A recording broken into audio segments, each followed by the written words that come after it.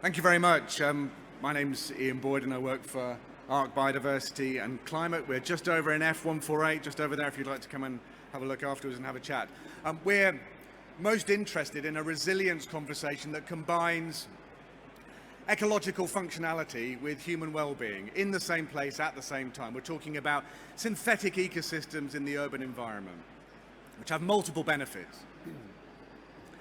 And because we work not only in ecological compliance, we provide those services to the industry, but also do place-based regeneration work for local authorities. Perhaps it's taken us too long to think this way, but we do now absolutely think about the development work that we assist with and that we contribute to as all about habitats for humans.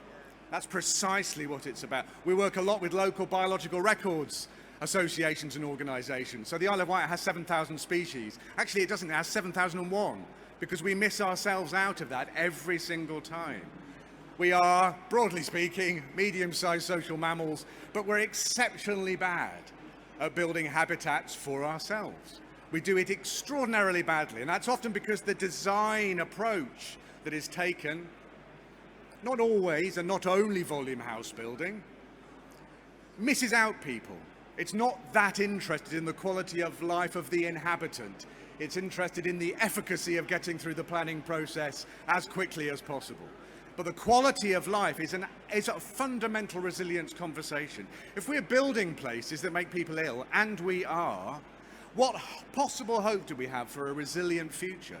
If it's just hard enough to get through your day and the place you live makes it harder, how can we possibly expect to help individuals and communities have resilient responses to socio-economic shock and climate challenge ahead? It's simply impossible. We have to think about the functionality of the places that we live as habitats for humans and integrate an ecological approach to this alongside our built and planning approach. And we can plan for this.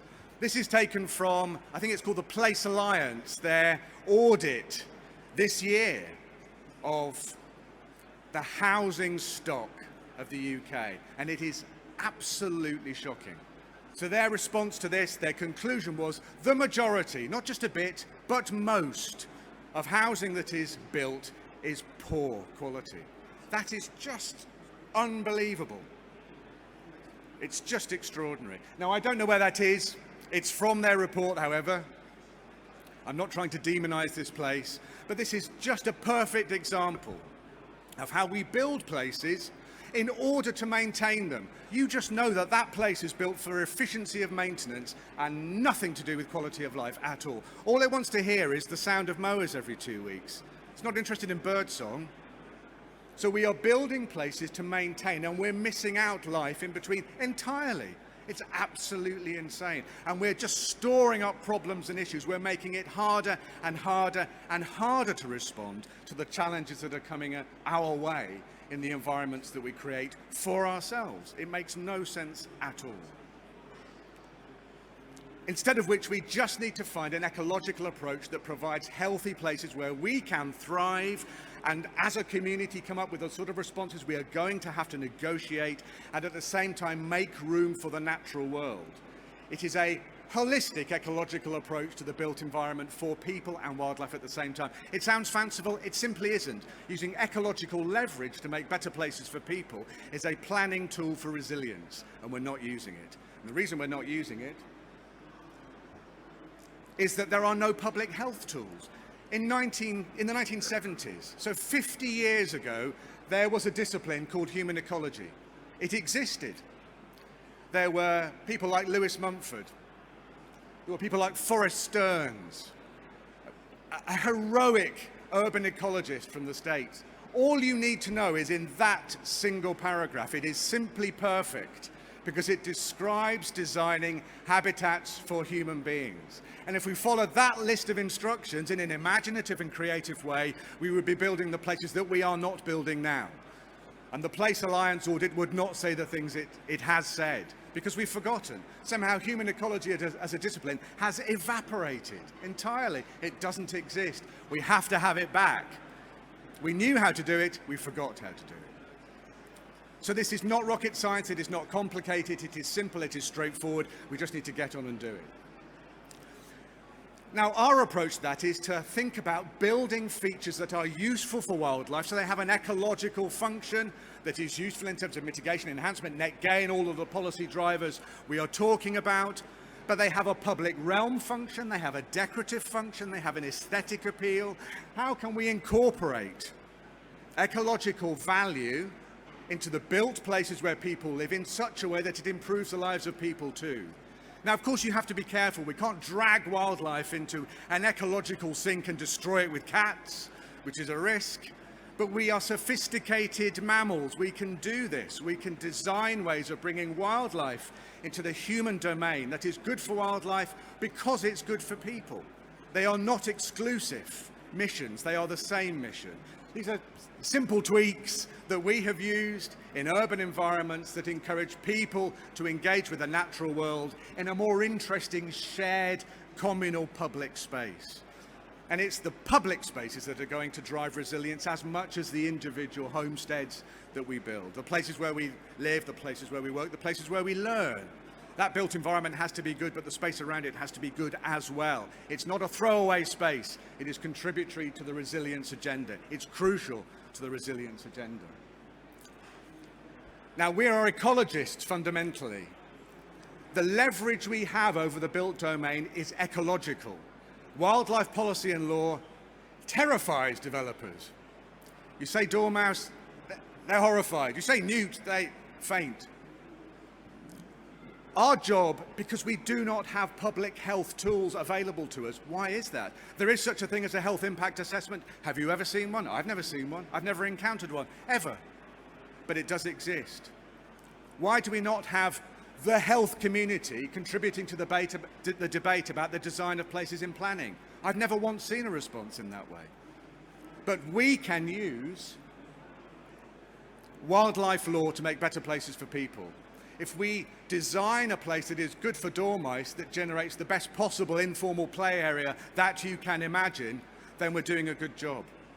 We're using the leverage that we have at the time that we have it. This is going to align. Human health, ecological health, environmental health will align in policy at some point. Wales already has a Future Generations Act. It's coming our way.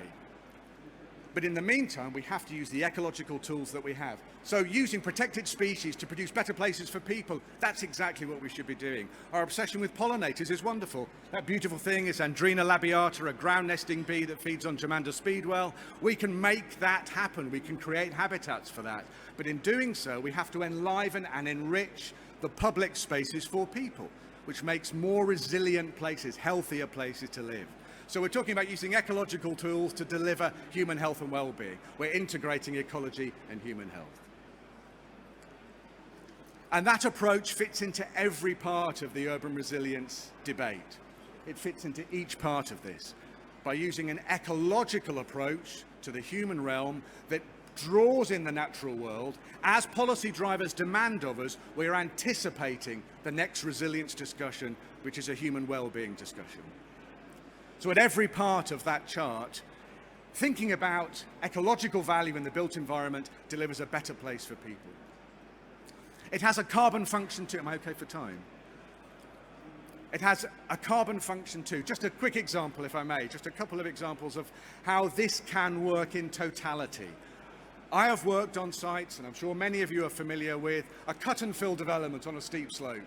And we will see a developer happily spend 50,000, 100,000 on carting off material to leave a perfectly flat, abysmally boring, dismal green thing that no one wants and call it done. We see developable space sacrificed for spurious ecological gain that wildlife doesn't want, that just perpetuates urban sprawl. It's inefficient, it's expensive, it's wasteful. What if you kept all of that material on the site and built a wonderful, lumpy, informal space? You didn't call it a play area, but you know it will be the play area. It is full of hot spots, dry spots, slopes, plateaus, voids, hollows. It will be full of wildlife. And people will encounter it because they will be there. They'll be using it. Put a seat next to it. Make it something special. Now, the first thing you will hear is how we're going to maintain it. I don't care. I do not care, because there will be a way of maintaining it. Can we just stop with building things to maintain them. Let's build things to enjoy them and build things that sustain our way of life and the natural world at the same time. So by thinking ecologically, we can deliver better places for people. And our approach, which is called Shaping Better Places, focuses precisely on that agenda, taking an ecological approach for the natural world and the human world at the same time in the same place. Thank you very much.